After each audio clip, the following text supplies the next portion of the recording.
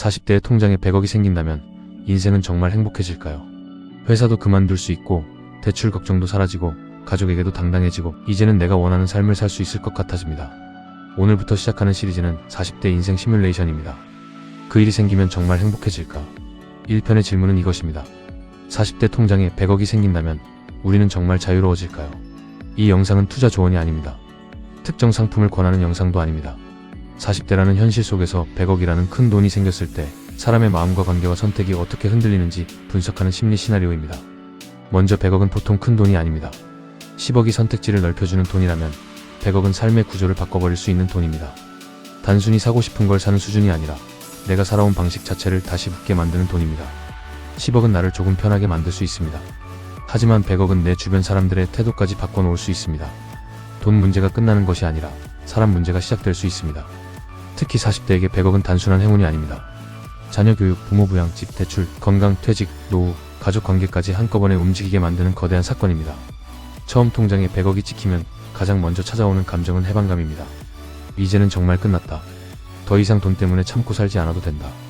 회사에서 눈치 볼 필요도 없고 누군가에게 아쉬운 소리 할 필요도 없을 것 같습니다.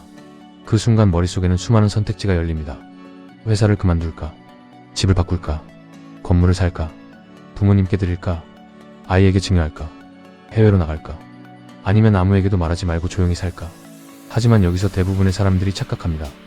100억이 생기면 인생의 문제가 사라지는 게 아닙니다. 문제의 종류가 바뀝니다. 돈이 없을 때는 버티는 게 문제였고 돈이 생긴 뒤에는 지키고 숨기고 나누고 거절하는 게 문제가 됩니다. 돈이 없을 때는 이번 달을 버틸 수 있을지가 불안합니다. 하지만 돈이 생기면 이 돈을 잃으면 어쩌지, 잘못 투자하면 어쩌지, 주변 사람이 알면 어쩌지, 내가 이 돈을 감당할 수 있을까가 불안해집니다. 100억은 자유를 주지만 동시에 관리해야 할 책임도 줍니다. 돈이 없는 삶은 부족함을 견디는 싸움이고 돈이 생긴 삶은 기준 없이 흔들리지 않는 싸움입니다. 두 번째로 찾아오는 것은 보상 심리입니다. 그동안 너무 고생했으니 나도 좀 써도 되지 않을까? 평생 아끼고 살았는데 이제는 누려도 되지 않을까? 이 마음은 자연스럽습니다. 문제는 소비 자체가 아닙니다. 문제는 돈의 크기가 커질수록 소비 감각도 같이 커질 수 있다는 점입니다. 예전에는 100만 원도 고민했는데 어느 순간 1억도 작은 선택처럼 느껴질 수 있습니다. 40대의 소비는 단순히 나를 위한 소비로 끝나지 않습니다. 집, 차, 자녀, 부모님, 배우자, 가족 체면, 주변 시선과 연결됩니다. 그래서 돈이 생기면 소비보다 먼저 기준을 정해야 합니다. 세 번째 변화는 인간관계입니다. 100억이 생겼다는 사실이 알려지는 순간 관계의 공기가 달라질 수 있습니다. 누군가는 축하하고 누군가는 기대하고 누군가는 비교하고 누군가는 서운해합니다. 가장 무서운 것은 세금도 아니고 투자도 아닐 수 있습니다. 가장 무서운 것은 사람입니다. 누가 진심으로 축하하는 사람인지 누가 나를 돈으로 보기 시작하는 사람인지 그 경계가 갑자기 흐려집니다. 가족에게 말해야 할까요? 배우자에게는 당연히 말해야 할까요? 형제에게는 어디까지 알려야 할까요? 부모님께는 얼마를 드려야 할까요? 자녀에게는 지금 알려야 할까요? 아니면 숨겨야 할까요? 100억은 돈 문제가 아니라 관계의 시험지가 됩니다. 여기서 진짜 어려운 질문이 나옵니다. 내가 돈을 가지는 순간 나는 좋은 사람이 되어야 할까요? 아니면 단호한 사람이 되어야 할까요? 많은 사람들이 이 지점에서 흔들립니다. 돈이 생겼는데 거절을 못하면 돈은 자유가 아니라 부담이 됩니다. 100억이 생기면 사람은 착해지고 싶어집니다. 도와주고 싶고 베풀고 싶고 가족에게 인정받고 싶습니다. 그런데 기준 없는 선의는 오래가지 못합니다. 한 번 도와주면 두 번째 부탁이 오고 두 번째 부탁을 거절하면 처음의 호의까지 원망으로 돌아올 수 있습니다. 이때 돈은 사람을 바꾸는 것이 아니라 관계 안에 숨어있던 기대를 드러냅니다. 누가 나를 사람으로 보는지, 누가 나를 돈으로 보기 시작하는지, 내가 어디까지 거절할 수 있는 사람인지가 드러납니다. 네 번째 변화는 정체성입니다. 40대에 100억이 생기면 내가 누구인지 다시 묻게 됩니다. 나는 이제 직장인인가? 투자자인가? 자산가인가? 은퇴자인가? 아니면 그냥 돈 많은 사람인가? 회사를 그만두면 자유로울 것 같지만 동시에 내가 사회에서 쓰이고 있다는 감각도 사라질 수 있습니다. 직함, 소속감, 출근 리듬, 사람들과의 연결이 한꺼번에 사라지면 돈은 있는데 하루가 비어버릴 수 있습니다. 돈이 없어 불행한 사람도 있지만 돈은 있는데 삶의 방향이 없어 공허한 사람도 있습니다. 100억은 시간을 사주지만 그 시간을 무엇으로 채울지는 대신 정해주지 않습니다. 다섯 번째 변화는 투자 압박입니다. 100억이 생기면 가만히 두면 안 될 것 같아집니다. 건물을 사야 하나? 주식을 해야 하나? 부동산 법인을 만들어야 하나? 해외 자산을 사야 하나? 전문가를 찾아야 하나? 갑자기 모든 선택이 커집니다. 그리고 또 하나의 함정이 있습니다. 100억이 생기면 갑자기 나를 전문가처럼 대하는 사람들이 몰려옵니다. 투자 제안, 부동산 제안, 사업 제안, 지인 소개, 가족의 부탁, 친구의 요청이 동시에 들어올 수 있습니다. 그때 가장 위험한 말은 이것입니다. 좋은 기회니까 빨리 결정해야 합니다. 큰 돈이 생겼을 때 빨리 결정하라는 말은 대부분 위험 신호입니다. 100억을 가진 사람에게 가장 필요한 능력은 빠른 선택이 아니라 느린 판단입니다. 큰 돈이 생겼을 때 가장 위험한 감정은 조급함입니다. 돈이 없는 조급함도 위험하지만 돈이 생긴 뒤 빨리 더 불리고 싶은 조급함은 훨씬 더 위험할 수 있습니다. 100억부터는 대박 투자처보다 잃지 않는 구조가 더 중요합니다.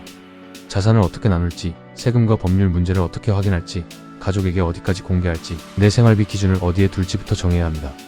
6번째 변화는 외로움입니다. 이상하게 들리겠지만 큰 돈이 생기면 오히려 말할 사람이 줄어들 수 있습니다. 자랑하면 미움받을까 봐 조심하고 힘들다고 말하면 배부른 소리처럼 들릴까 봐 침묵하게 됩니다. 그래서 100억은 자유를 주지만 동시에 고립도 만들 수 있습니다. 돈이 커질수록 아무에게나 말할 수 없고 아무하고나 관계를 맺기 어렵고 아무 결정이나 쉽게 할 수 없게 됩니다. 잠깐 여기서 핵심은 이것입니다. 100억이 생기면 무엇을 할 것인가가 아닙니다. 나는 100억을 감당할 기준을 가지고 있는가? 이 질문이 훨씬 더 중요합니다. 기준이 없는 100억은 자유가 아니라 흔들림이 됩니다. 돈이 많아졌는데 소비 기준이 없으면 흔들립니다. 가족 경계가 없으면 흔들립니다. 투자 원칙이 없으면 흔들립니다. 삶의 목적이 없으면 더 크게 흔들립니다.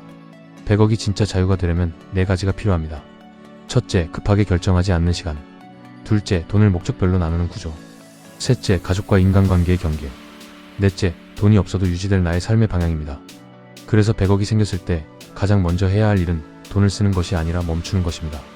3개월은 아무 결정도 하지 않는 것입니다. 집도 사지 않고 사업도 하지 않고 큰 증여도 하지 않고 내 마음이 돈의 속도를 따라올 시간을 주는 것입니다. 여기서 질문 하나 드리겠습니다. 여러분은 40대의 통장에 100억이 생기면 가장 먼저 무엇이 달라질 것 같습니까? 1번 회사를 바로 그만둔다. 2번 집과 생활 수준을 바꾼다. 3번 가족과 인간관계가 더 복잡해진다. 4번 투자와 세금이 더 불안해진다. 5번 생각보다 행복은 크게 달라지지 않을 것 같다. 사람들은 큰 돈이 생기면 인생이 완전히 바뀐다고 말합니다. 맞습니다. 100억은 인생을 바꿀 수 있습니다. 하지만 더 정확히 말하면 100억은 내가 어떤 사람인지 더 선명하게 드러냅니다. 소비 습관이 드러납니다. 관계의 경계가 드러납니다.